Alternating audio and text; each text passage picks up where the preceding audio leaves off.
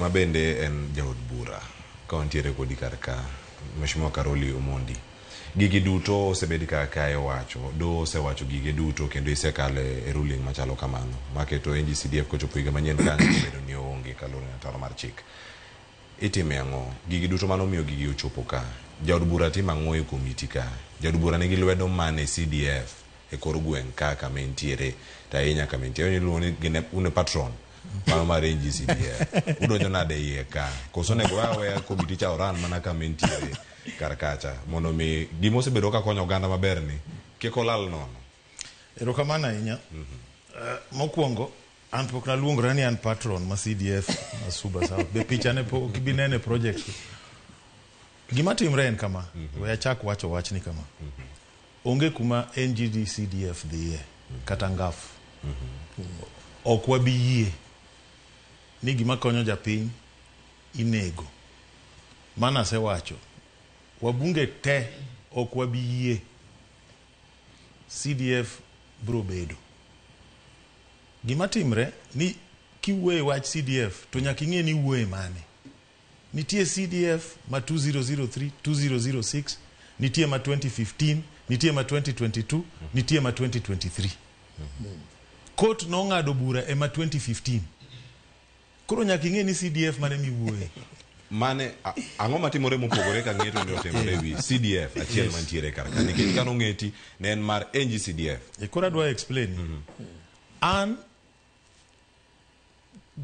kana kuongo neno wach CDF ni kano kele gi mbunge cha mane like ne Nyandarua donge ne gino no mora kabisa to ndalogo pesa benetin ting'eni jogi kano chako wuoth ni jine kia kaka gini bro bedo ena ni mjumbe no ne nigi paro no to wajumbe no unge lwedo donge kata kanu andiko katiba manyien 2010 Kibaki ne dwani devolution kiket counties to ket devolution e constituencies. Paro gi osebet ka gin gik malokore. Koro CDF mokwongo kaka nondike nitie gik mano entiere kanyo mano ok becho. Ana sebet ka tiyo gi Wanjiru gikonyo mano kwongo dhi e court mondo lock CDF. Nekech nitiere gik mana neno ni richo e structure. Kora dwa wacho weche adek e wach CDF. Number 1 en ni to mbunge ang'o midwa ni functions mage mbunge role ne en ang'o kai. Inyisowa ni mbunge timo representation, mbunge timo oversight, kaeto mbunge timo legislation. Okang'e ni ji adi ma understand representation. Representation en ine ma in duond jopiny. Manyiso ni oyieni kata kanyalo dhi tawacho ni school makama. Cho onge. Ogernegi. Mana timo representation. Representation ok ni chunge rally ni wuoyo. Representation ine duond jopiny. Yes, ka jopiny obedo piny kumoro. Magi ng'ado bura. Ine miori. Emomiyo ineno ka waringo wadhi offices mag ministers, wadhi offices mag jomoko kwa manyo gik moko. Mane representation. Representation ni makuri wuoyo on behalf of jogi. King'iyo kata katiba ning'e ni constitutional law na yude mna Ahmed Nasir, Justice Lenaola gi the late Njiru. En gima understand kabisa. Representation mar mbunge kata sama ng'ato dhi e yiero obed presidential system kata obed parliamentary system idhi gi manifesto ti present ti mi power ko yieri in makori dhi implement gigo. Nitiere gik moko makidhi e katiba mamoko kidhi ng'iyogi mbunge kaka parliamentary system mbunge matimo budget, mbunge matimo oversight, mbunge ma decide projects. To separation of powers be pod ni mana ni kanyo. To marwa ni nitie wabunge makoro nokele mibadhi. To CDF masani ok en CDF machon. CDF masani adwa koro pimo ni kaka en. CDF masani pesa madonjo ipogo didek. Nitie 5% mikete administration. 5% miwe mar emergency. Kaeto pesa modong te dhine project. Pesa kowuok e treasury odhi e fund maduong' mar CDF board. Kowuok kanyo odhi e constituency account. Kowuok kanyo odhi operations account. Kaeto odhi e account mag kuonde ma projects nitie. Kigero classroom e school pesa dhi e account mar school.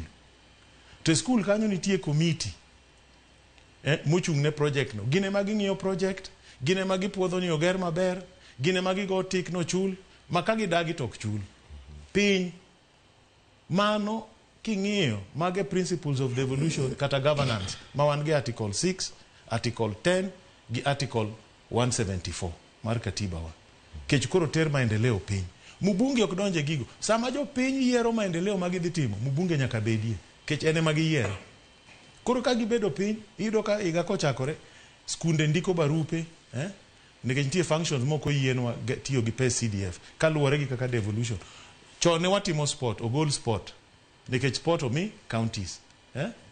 Okoro kwa team sport. Health, nitiere sections mag health. Mane wagero chon. Kiyudo wabunge machon nogero ga health centers. Sani ok wager. Mago magang'owa county government. To japiny to kia, enodwa health service, enokong'eyo, to koyienwa timo sport, okoyienwa timo health. Nitie yore miwinja nyang' wacho ka, wadgi Mary, ng'ama miyo luora ahinya. Nitie yore mag county, classification nitie kaka roles, nitie mag county, nitie mag national government.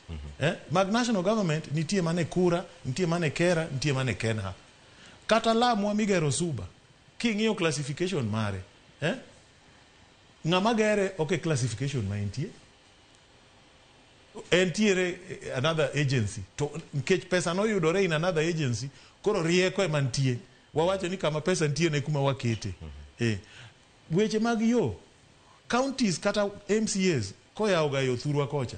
Bang' higni moko abich yudo ka lumo chako imogi. To kamano ka giseyawo gini to gibiro nani bwana konya watim classification, koro maintenance owuog ang'owa Nairobi. Nikech county ka ji ok ong'e ni pesa biro duogo kendo karang'o. Koro mago to little issues, but gima adwa temo wacho kawuono. Mheshimiwa, debed ni little issues mantie kagi, moting infrastructure, nitie weche mag education bursaries mantiere karka, health projects kata ntiere oko.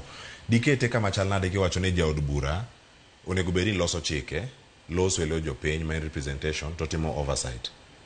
Utimo oversight e yo machal nade, e kinde ma une muda timo implementation mag projects machalo kamagi. Dipo ni une mutimo implementation, kusoka ma separation of powers ki ok donje. Onge implementation e CDF project ma mbunge timo. One Suba South, nyeni Suba South, we can confirm. CDF na yudo kimiyo ji 3,000, atere 10,000. Nigolo $1,015,000, atere $1,40,000. Tanyiso jopiny, ilando ikaw $1,40,000 cha, tipoge by ward. Ward ni nigi registered voters adi. Kose poge kanyo, ticha kipoge by polling station. Kori nyiso jopiny ni un gi 400,000 polling station uka. Jo university 20, jo secondary 10. Chieng' makama gigo biro 30 scholarships. Chieng' makama jidhi bede polling station, giyiero rekendgi. Pok na dhi ayiero. An be pok na dhi. An kata mag basari akia kaka gichalo. An kase dhi tase nyiso gini kete uru 40. Nikech mano tija, an a representative margi. Kech oyienwa up to 35%. Mar CDF nyalo di education. Kori poge ntie kaki poge pa sectors. Kose poge, to jopiny dhi yiero beneficiaries. Chone gi kia, chone ng'ata chielo mi 100,000, ng'ata chielo mi 3,000. Sani kidhi jiyudo the same, makata ng'amuchung' na e campaign kumoro ni Kichare, miluongo ni Ochele. Ochele nyogo na sime, ni ng'eni wang' ni nyoko miya. Ene campaign manager na.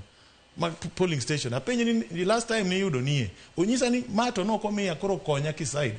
Anyisa na bro oro ni from my own pocket. Yes. To jomoko no yudo niye be ng'ato yuak ni Onge gima bunge time gigo. Classrooms, jopiny ndiko barua. Gindiko ni one classroom wadwaro kama. One wadwaro administration block. Joma dhi bedo piny DCM chair gi constituency CDF manager. Giyiero project. Antija, kata basari. Atimo mana symbolic ni chieng' ma checks bedo distributed tadhi atimo. Kata president bedo utimo gik makamago. Symbolic. Ana symbolic. Makidhi Suba, penji jo Suba kata kaniti. Ndara nidhi los. Yes. Anatima symbolic. Jo Suba